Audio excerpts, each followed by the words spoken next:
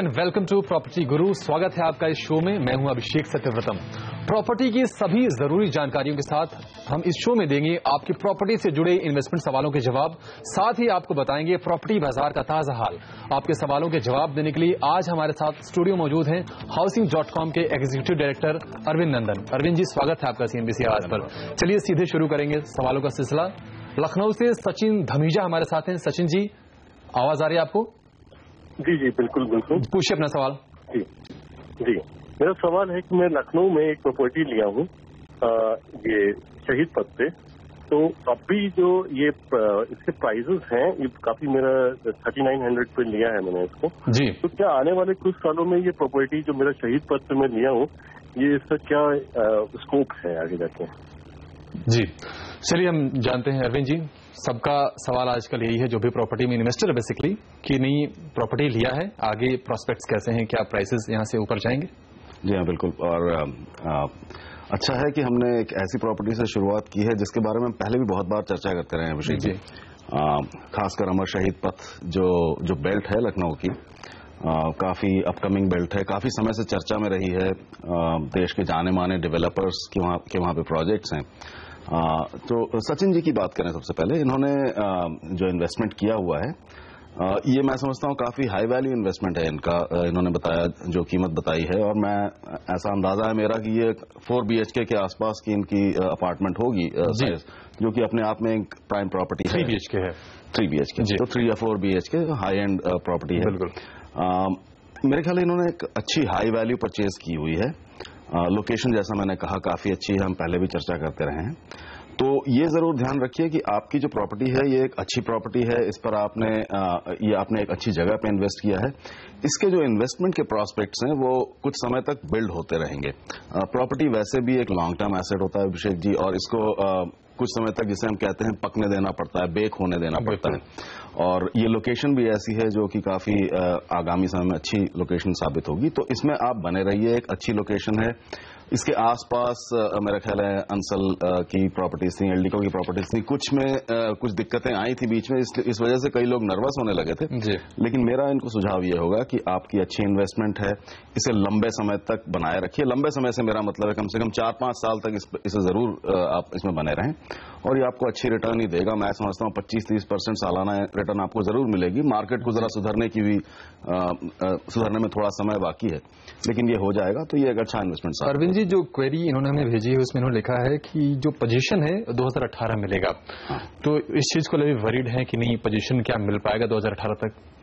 अपनी पोजीशन मिलने में मैं नहीं समझता फिलहाल कोई दिक्कत दिखाई पड़ती है। प्रोजेक्ट ठीक चल रहा है और एक तरह से अच्छा है, क्योंकि जब आप अर्ली स्टेज में एंटर करते हैं और जिस प्राइस पर आप एंटर करते हैं, जैसे जैसे प्रोजेक्ट कंप्लीट होता है, वो अपने आप में 50-60% तो वैसे भी प्राइस अप्रिशिएट कर जाता है। जी हाँ, प्रोपोजिशन बिल्ड हो जाता है, और उसके बाद जो मार्केट ड्रिवन एप्रिसिएशन है वो साथ में आ जाता है।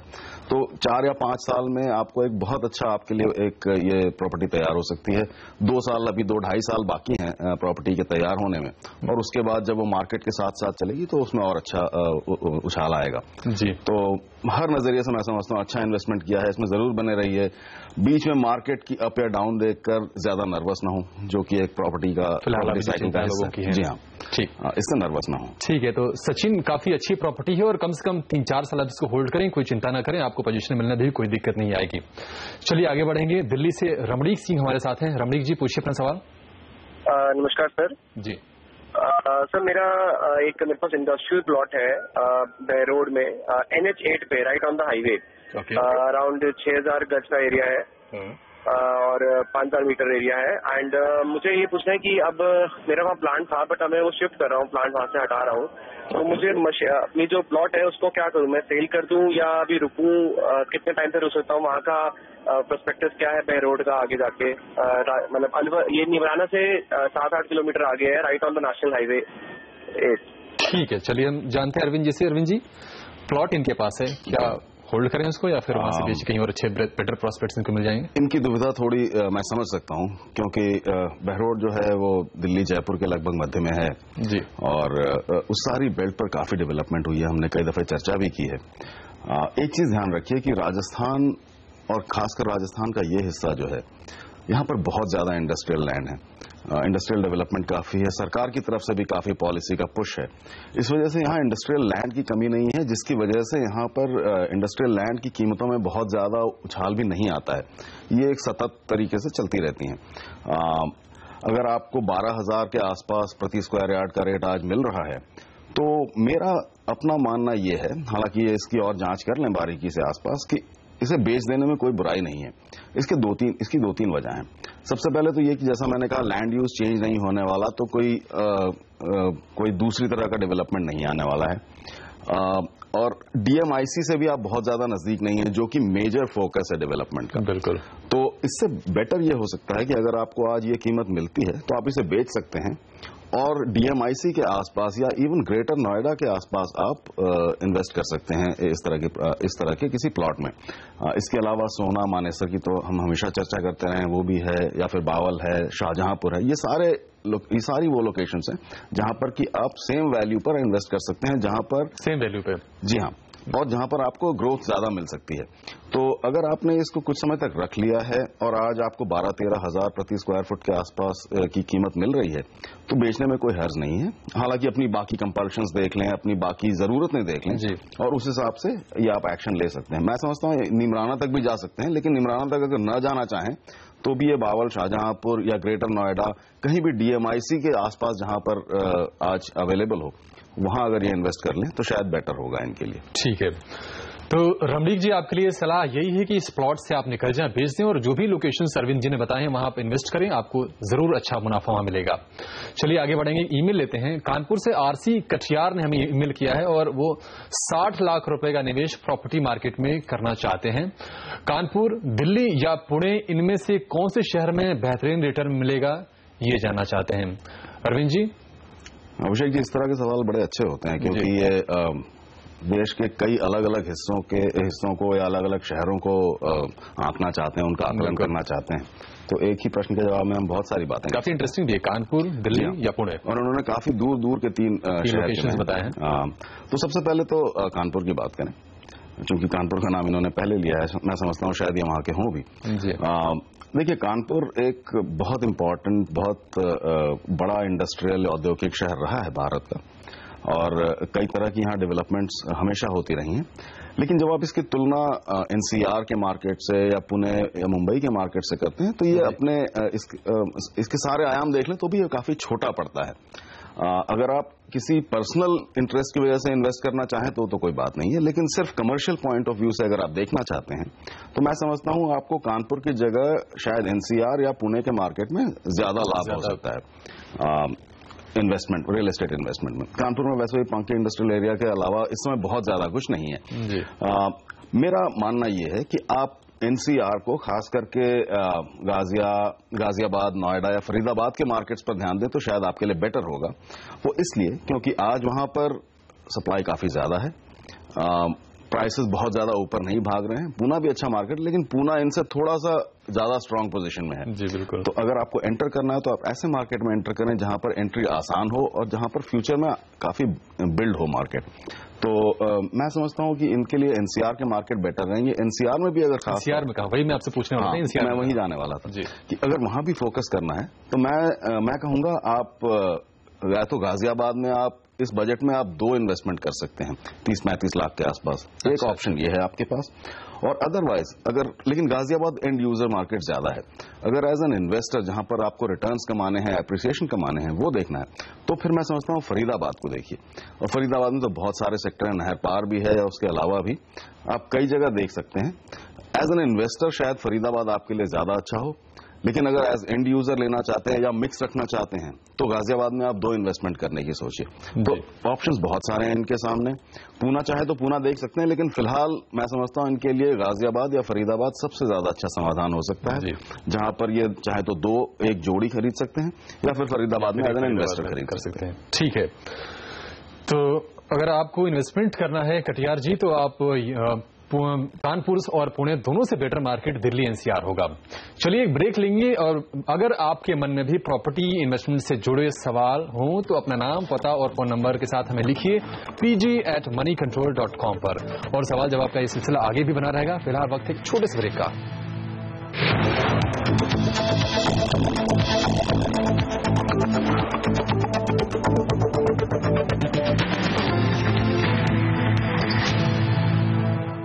Welcome back. आप देख रहे हैं प्रॉपर्टी गुरु और आपके सवालों के जवाब देने के लिए हमारे साथ आज स्टूडियो मौजूद हैं हाउसिंग.com के एग्जीक्यूटिव डायरेक्टर अरविंद नंदन।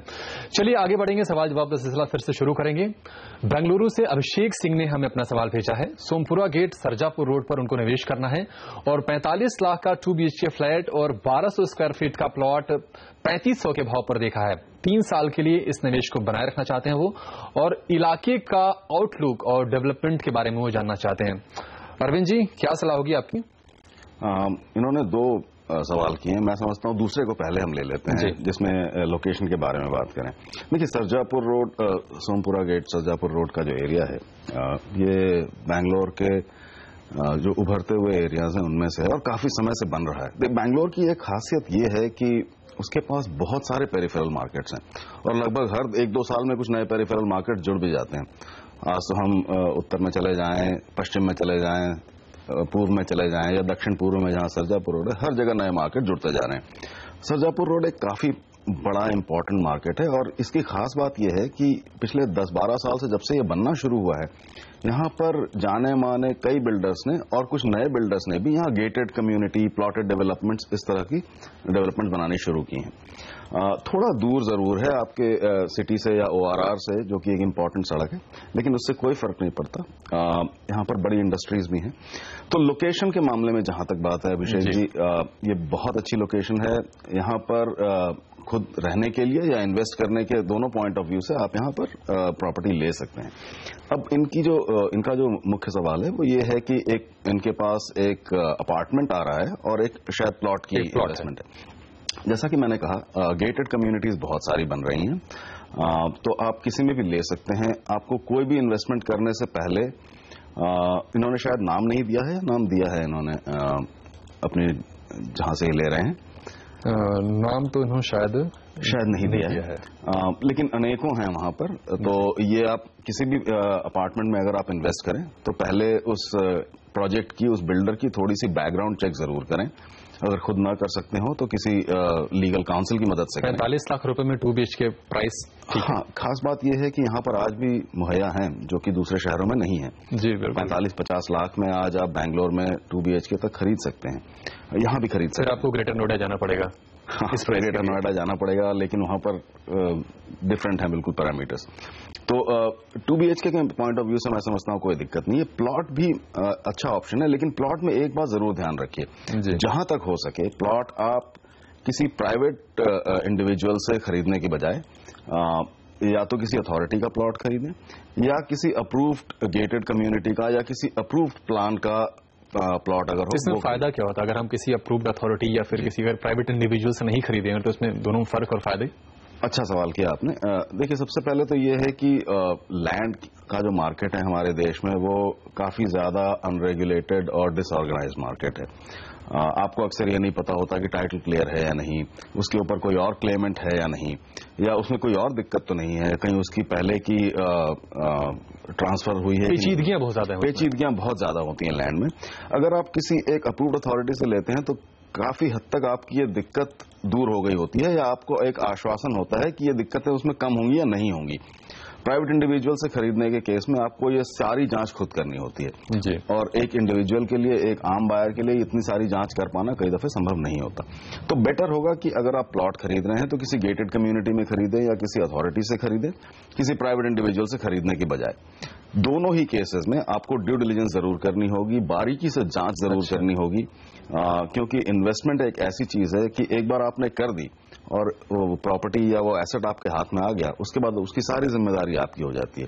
तो इसलिए उसकी ड्यू डिलिजेंस करना बहुत जरूरी है। लीगल जांच, बायलॉज की जांच और बाकी जितनी भी तरह की जांच होती है, तो ड्यू डिलिजेंस जरूर कर लें और जहां तक हो सके प्लॉट किसी गेटेड कम्युनिटी में या किसी अप्रूव्ड प्रोजेक्ट में खरीदें।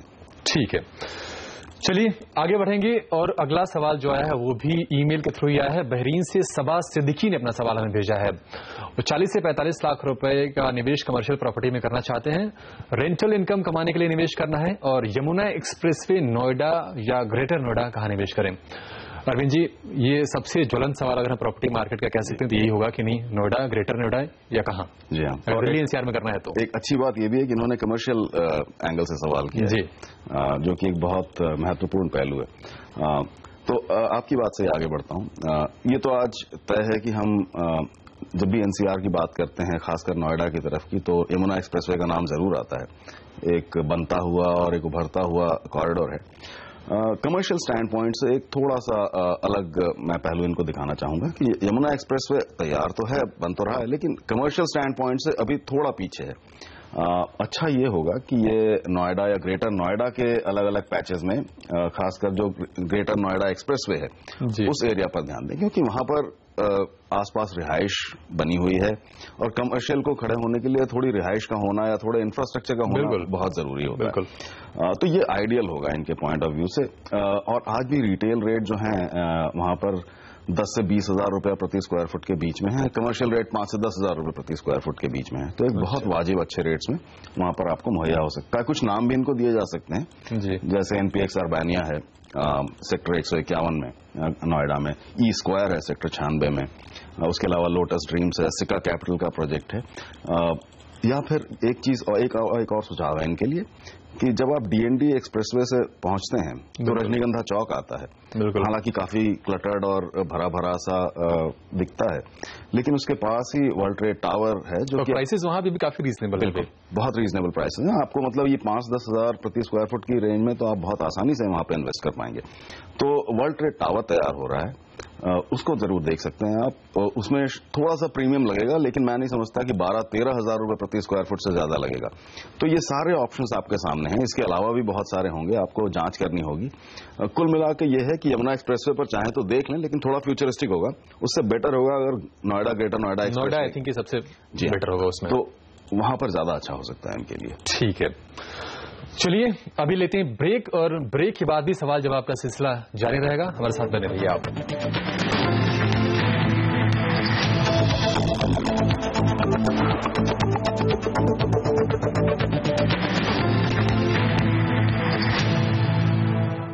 Welcome back. आप देख रहे हैं प्रॉपर्टी गुरु, और आपके सवालों के जवाब देने के लिए आज हमारे साथ स्टूडियो मौजूद हैं Housing.com के ईडी अरविंद नंदन। अरविंद जी, अगला सवाल लेते हैं। चलिए, विशाल कुमार यूएई से हमारे साथ हैं। विशाल जी, पूछिए अपना सवाल। हेलो सर, नमस्कार। जी नमस्कार। मेरा नाम विशाल है जी, और मेरा सवाल है मेरी प्रॉपर्टी से जो मैंने 2012 में इन्वेस्ट किया था आशियाना आंगन भिवाड़ी में जी। तो मैंने 2250 के रेट पे प्रॉपर्टी ली थी उस समय, और पर्पस था इन्वेस्टमेंट।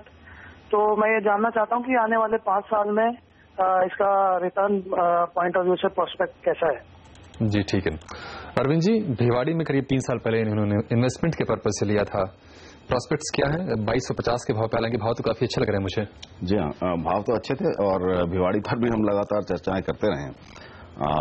देखिए, ये वो मार्केट का वो हिस्सा है जो एक तरह से एनसीआर का एक्सटेंशन माना जाता है, लेकिन काफी दूर है, काफी दूर निकला हुआ है, काफी दूर तक फैला हुआ है। आशियाना वैसे तो आपका प्रोजेक्ट अच्छा है, उस आसपास के जो अलग बहुत सारे प्रोजेक्ट्स हैं उनमें से ये एक स्टैंड आउट प्रोजेक्ट हम कह सकते हैं, जिसमें कि अच्छी एग्जीक्यूटिव प्रोफाइल है, और यहाँ तक कि लोग पोस्ट रिटायरमेंट के लिए भी इसको प्रेफर करने लगे हैं।